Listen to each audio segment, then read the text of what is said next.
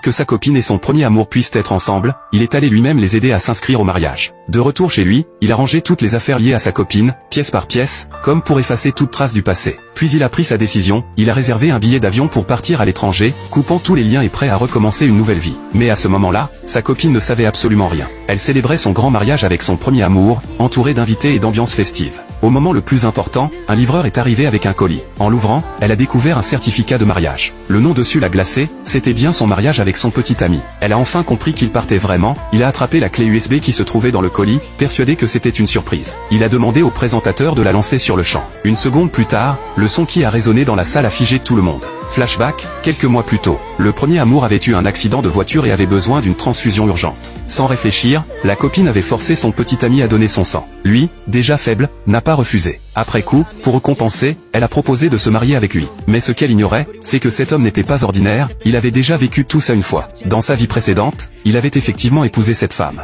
Mais après le mariage, le premier amour lui a sans cesse demandé de donner son sang, soi-disant pour sauver sa vie. À force, il en est mort. En revenant à la vie,